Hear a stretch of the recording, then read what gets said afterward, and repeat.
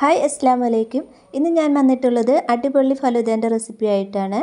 Drink ആയിട്ടെല്ലാം ഉണ്ടാക്കാൻ പറ്റിയിട്ടുള്ള ഒരു നല്ല റെസിപ്പിയാണ് കേട്ടോ. അപ്പോൾ വീഡിയോ എല്ലാവരും കണ്ടു നോക്കുക. ഈ റെസിപ്പി ഉണ്ടാക്കാനായിട്ട് ആദ്യം തന്നെ ഒരു പാനിലേക്ക് കുറച്ച് നെയ്യ് ഇട്ട് കൊടുക്കുന്നുണ്ട്. 1 ടീസ്പൂൺ നെയ്യാണ് കേട്ടോ ഇട്ട് കൊടുക്കുന്നത്.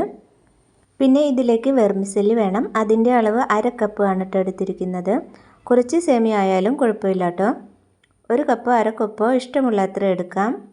ഇത് നല്ലതുപോലെ ഒന്ന് ഇളക്കി കൊടുക്കാം. സേമിയയുടെ കളറൊന്നും മാറണ്ട. ഇതിലേക്ക് 1/2 ലിറ്റർ പാല് ചേർത്ത് കൊടുക്കുന്നുണ്ട്.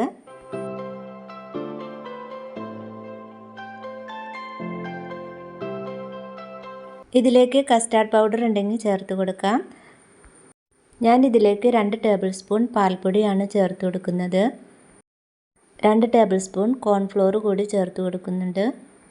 മധുരത്തിന് ആവശ്യമുള്ള പഞ്ചസാര ഇട്ട് കൊടുക്കാം.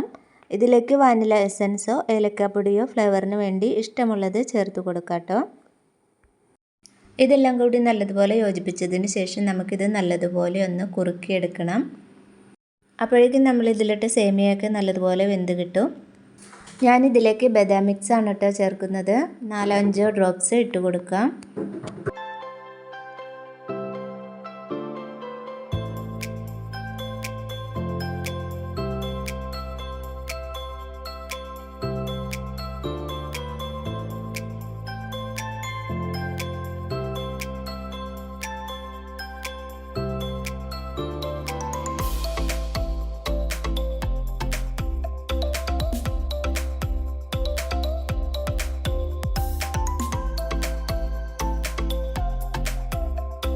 ഈ ഒരു ടൈമിൽ തീ ഒന്ന് ഓഫ് ചെയ്തിട്ട് തണുക്കാനായിട്ട് മാറ്റി വയ്ക്കാം. ചൂടാറി കഴിഞ്ഞാൽ ഇത് ഫ്രിഡ്ജിലേക്ക് എടുത്ത് വെക്കാം കേട്ടോ. ഇത് ഇതുപോലെ തണുത്തിട്ട് കഴിക്കാൻ നല്ല ടേസ്റ്റാണ്. ഞാനിത് ഫലൂദ ആക്കി എടുക്കുകയാണ്. കുറച്ച് ഫ്രൂട്ട്സ് എടുത്തിട്ടുണ്ട്. ഇതിലേക്ക് ഡ്രൈ ഫ്രൂട്ട്സും ഇട്ട് കൊടുക്കാം കേട്ടോ. വീട്ടിലുള്ള കുറച്ച് ഫ്രൂട്ട്സ് വെച്ചിട്ടാണ് ഞാനിത് ഉണ്ടാക്കിയെടുക്കുന്നത്. ഇതെല്ലാം നല്ലോണം മിക്സാക്കി എടുക്കുന്നുണ്ട്.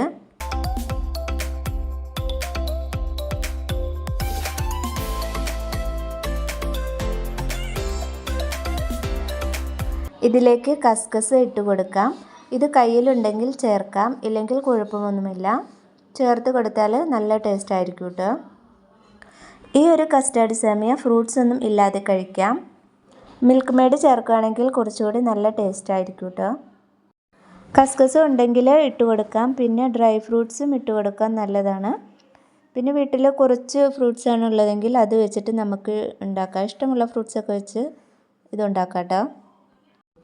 അപ്പോൾ ഈ ഒരു ഫലൂദ റെസിപ്പി ഇതുവരെ ഉണ്ടാക്കാത്തവരാണെങ്കിൽ എന്തായാലും ഉണ്ടാക്കി നോക്കിക്കോ.